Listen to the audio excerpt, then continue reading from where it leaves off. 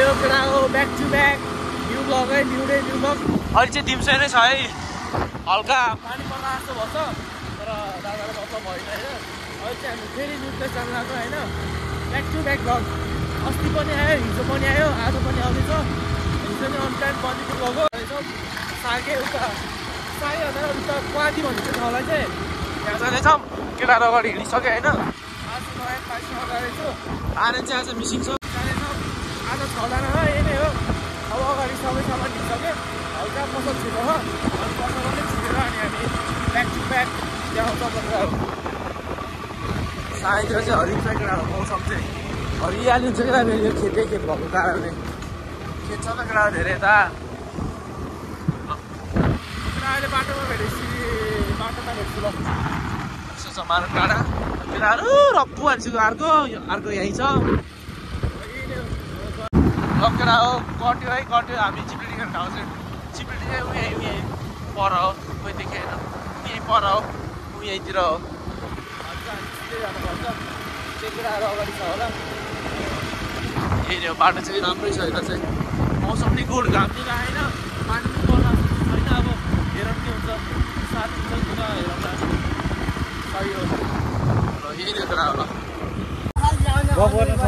हिँड्न त लगेडा। हाम्रो यात्रा फेरि सुरु भइसक्यो। अब यहाँबाट चाहिँ धेरैमा 15 मिनट लाग्छ होइन, यही हो 15 मिनट लाग्छ केटा, यही हो सही हो।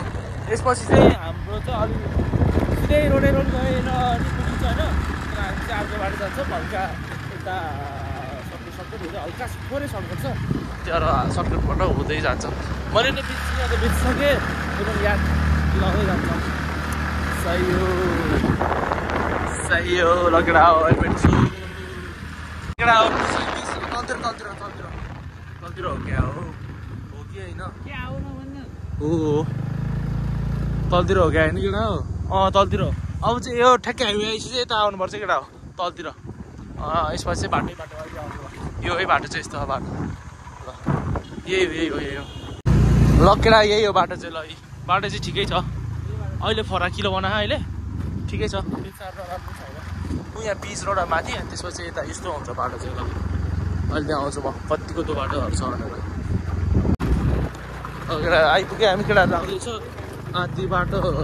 केटा अगाडि हिँडिसक्यो, यहीँकै थोरै अगाडि कि हिलो भएको पहिला रेन्जर हिलो थियो नि, बाटै भयो त्यो के अरे रहने भएको थियो कि उयो त।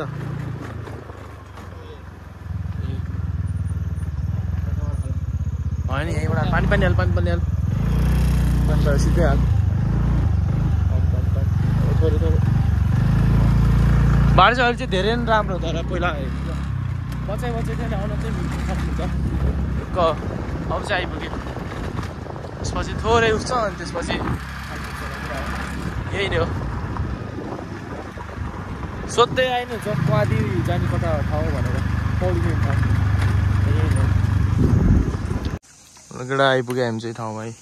अगाडि चाहिँ हल्का हिलो रहेछ, त्यो यतै रोकेको हामीले आउँदैछ केटाहरू पनि। अब यसपछि चाहिँ हल्का 5 मिनटको ट्रेकिङ छ, यसपछि चाहिँ देखाउँछ अनि मतलब केटा यो चाहिँ पैदल यात्रा है हाम्रो। यसपछि चाहिँ हिँड्नुपर्छ, कुलो मस्त भ्यू चाहिँ केटाहरू आउँदैछ हिँड्दैछ हाम्रो केटा हो।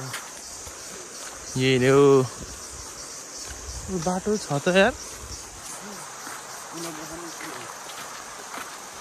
कस्तो कुलो नदेखेको र कुलो त भाइ फर्स्ट ब्लगमै छ ल केटा। अहिले त्यहाँ भित्र भेट्छ ल केटा, आइपुग्यो त्यो ठाउँमा चाहिँ। ल यस्तो छ स्थिति। अब अलिक पढ्नु हुन्छ, अब ढुङ्गासुङ्गा खोजिदिन्छ ठिक्कको ल जाम र सफा रहेछ खोला चाहिँ त। ल आइपुग्यो ल, पहिला हामी यता नि गएको, म यता डाँडा पनि छिरेछु, यो बाटो हिँडेछु केटा। ढुङ्गासुङ्गा खोजिन्छ त्यसपछि काम सुरु गरिन्छ।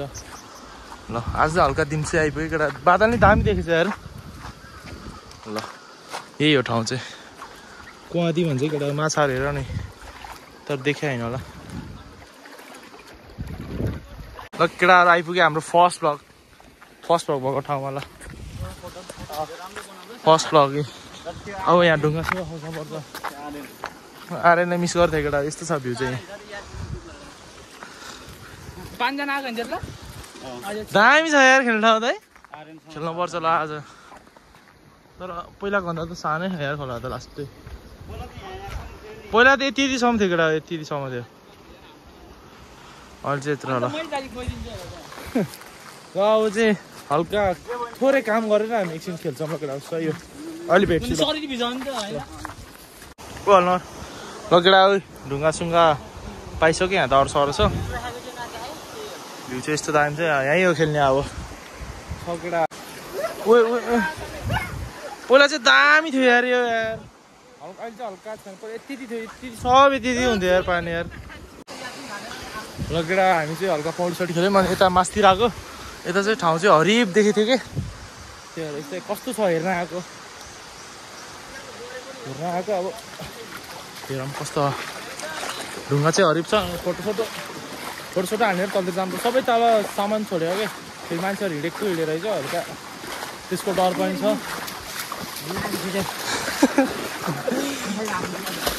कि मान्छे नि बाटो यस्तो कहाँ कहाँ हिँड्छ त फेरि होइन होला डाँडाबाट झल्नु साँच्ची रहेछ बाटो हिँडेर दामी रहेछ यार ठाउँ त यता त केटा अहिले भेट्छु ल केटा हो बन्दै छ है ल माछा मार्ने मान्छेहरू पनि छ अहिले चाहिँ बेलुका हुन लागिसक्यो 5 बजे है हुँदैछ हुँदैछ पोहोरको है अब एकछिनमा सबै गर्छौँ अनि गरेपछि चल्दैछ घरतिर एकछिनमा त ल केटा हाम्रो चाहिँ अन्तिम चरण आइसक्यो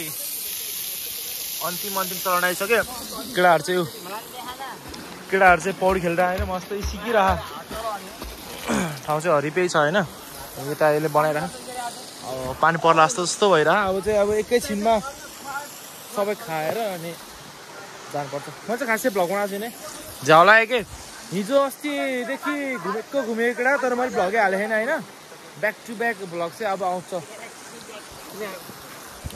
अब खोइ अब भोलि पर्सि कता जाने त्यही थाहा छैन हेरौँ नयाँ ठाउँ गयो भने चाहिँ म फिक्स देखाइहाल्छु नि केटाहरू खेलिरहे रे ल अलि माथि नि गएको माथि नि राम्रो छ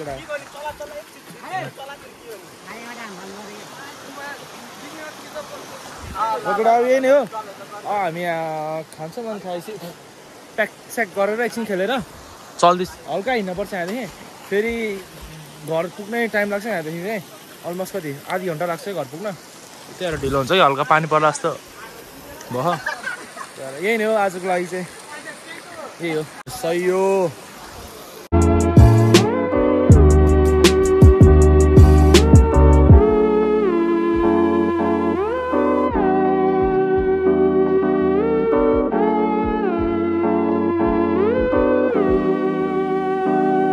कोही चाहिँ खेल्दै कोही सिक्दै है ल अति रमाइलो भइरह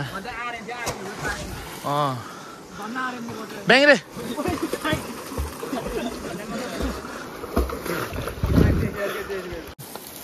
लास्ट एन्ड फाइनल रड तयार हुँदैछ खिल्यो पौडी पनि अब भयो पुग्यो आजलाई पुग्यो कुनै दिन आउँदा फेरि खेल्न अब यति भएपछि एकछिन खेलेर प्याकअप गरेर घर जानुपर्छ लगेर अहिले बाटोमा भेट्छु जाने बेलामा ल सही हो लगेर हाम्रो प्याकअप भइसक्यो अहिले चाहिँ कति 6:30 जस्तो हुन लागिसक्यो तर हल्का दिन चाहिँ उज्यालो नै हाम्रो अब प्याकअप त्यसपछि हल्का हिँड्नुपर्छ हल्का हिँडेपछि